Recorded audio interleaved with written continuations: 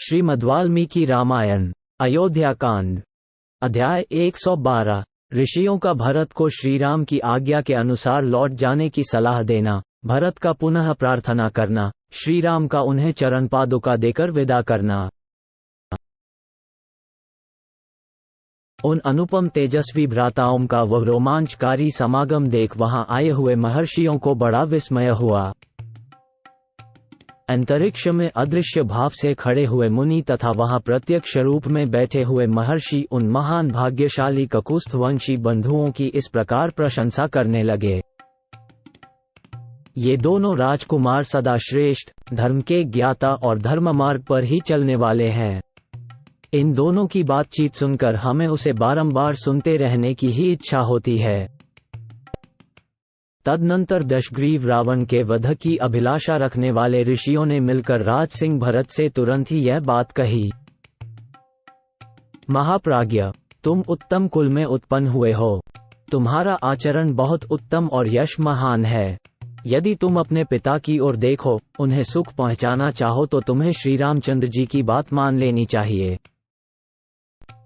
हम लोग इन श्रीराम को पिता ऋण से सदा ऋण देखना चाहते हैं। कैकेयी का ऋण चुका देने के कारण ही राजा दशरथ स्वर्ग में पहुंचे हैं। इतना कहकर वहां आए हुए गंधर्व, महर्षि और राजर्षि सब अपने अपने स्थान को चले गए। जिनके दर्शन से जगत का कल्याण हो जाता है, वे भगवान श्रीराम महर्षियों के वचन से बहुत प्रसन्न हुए। उनका मुख हर्षोल्लास से खिल उठा। इससे उनकी बड़ी शोभा हुई और उन्होंने उन महर्षियों की सादर प्रशंसा की। परंतु भरत का सारा शरीर थर्रा उठा। वे लड़खड़ाती हुई जबान से हाथ जोड़कर श्री रामचंद्र जी से बोले, ककुत्स्थ कुलभूषण श्री राम, हमारे कुलधर्म से संबंध रखने वाला जो ज्येष्ठ पुत्र का राज्य ग्रहण और प्रजापालन रूप धर्म है, उसकी ओर दृष्टि डालकर आप मेरी तथा माता की याचना सफल कीजिए। मैं अकेला ही इस विशाल राज्य की रक्षा नहीं कर सकता तथा आपके चरणों में अनुराग रखने वाले इन पुरवासी तथा जनपदवासी लोगों को भी आपके बिना प्रसन्न नहीं रख सकता। जैसे किसान मेघ की प्रतीक्षा करते रहते हैं, उसी प्रकार हमारे बंधु बांधव, योद्धा, मित्र और सुहृद सब लोग आपकी ही बाट जोहते हैं। महाप्राज्ञ, आप इस राज्य को स्वीकार करके दूसरे किसी को इसके पालन का भार सौंप दीजिए। वही पुरुष आपके प्रजावर्ग अथवा लोक का पालन करने में समर्थ हो सकता है। ऐसा कहकर भरत अपने भाई के चरणों पर गिर पड़े। उस समय उन्होंने श्री रघुनाथ जी से अत्यंत प्रिय वचन बोलकर उनसे राज्य ग्रहण करने के लिए बड़ी प्रार्थना की। तब श्री रामचंद्र जी ने श्यामवर्ण कमलनयन भाई भरत को उठाकर गोद में बिठा लिया और मदमत हंस के समान मधुर स्वर में स्वयं ये बात कही, तात, तुम्हें जो ये स्वाभाविक विनयशील बुद्धि प्राप्त हुई है, इस बुद्धि के द्वारा तुम समस्त भूमंडल की रक्षा करने में भी पूर्ण रूप से समर्थ हो सकते हो। इसके सिवा अमात्यों, सुहृदों और बुद्धिमान मंत्रियों से सलाह लेकर उनके द्वारा सब कार्य, वे कितने ही बड़े क्यों न हों, करा लिया करो।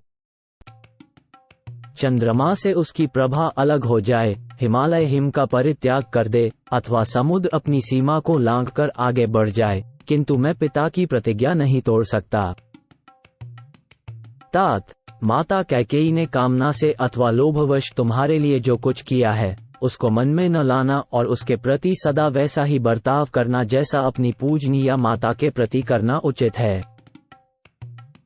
जो सूर्य के समान तेजस्वी हैं तथा जिनका दर्शन प्रतिपदा द्वितीया के चंद्रमा की भांति आह्लादजनक है, उन कौसल्यानंदन श्रीराम के इस प्रकार कहने पर भरत उनसे यूं बोले, आर्य, ये दो सुवर्णभूषित पादुकाएं आपके चरणों में अर्पित हैं, आप इन पर अपने चरण रखें।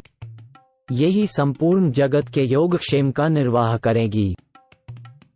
तब महातेजस्वी पुरुष सिंह श्रीराम ने उन पादुकाओं पर चढ़कर उन्हें फिर अलग कर दिया और महात्मा भरत को सौंप दिया। उन पादुकाओं को प्रणाम करके भरत ने श्रीराम से कहा, वीर रघुनंदन, मैं भी 14 वर्षों तक जटा और चीर धारण करके फल मूल का भोजन करता हुआ आपके आगमन की प्रतीक्षा में नगर से बाहर ही रहूंगा। परंतप इतने दिनों तक राज्य का सारा भार आपकी इन चरण पादुकाओं पर ही रखकर मैं आपकी बाट जोहता रहूंगा। रघुकुल शिरोमणे, यदि 14वां वर्ष पूर्ण होने पर नूतन वर्ष के प्रथम दिन ही मुझे आपका दर्शन नहीं मिलेगा तो मैं जलती हुई आग में प्रवेश कर जाऊंगा। श्री रामचंद्र जी ने बहुत अच्छा कहकर स्वीकृति दे दी और बड़े आदर के साथ भरत को हृदय से लगाया। तत्पश्चात शत्रुघ्न को भी छाती से लगाकर यह बात कही, रघुनंदना, मैं तुम्हें अपनी और सीता की शपथ दिलाकर कहता हूँ कि तुम माता कैकेयी की रक्षा करना, उनके प्रति कभी क्रोध न करना। इतना कहते कहते उनकी आंखों में आंसू उमड़ आए। उन्होंने व्यथित हृदय से भाई शत्रुघ्न को विदा किया। धर्मज्ञ भरत ने भली भांति अलंकृत की हुई उन परम उज्ज्वल चरण पादुकाओं को लेकर श्री रामचंद्र जी की परिक्रमा की तथा उन पादुकाओं को राजा की सवारी में आने वाले सर्वश्रेष्ठ गजराज के मस्तक पर स्थापित किया। तदनंतर अपने धर्म में हिमालय की भांति अविचल भाव से स्थित रहने वाले रघुवंशवर्धन श्रीराम ने क्रमशः वहां आए हुए जन समुदाय, गुरु, मंत्री, प्रजा तथा दोनों भाइयों का यथायोग्य सत्कार करके उन्हें विदा किया। उस समय कौशल्या आदि सभी माताओं का गला आंसुओं से रुंध गया था। वे दुख के कारण श्रीराम को संबोधित भी न कर सकी। श्रीराम भी सब माताओं को प्रणाम करके रोते हुए अपनी कुटिया में चले गए।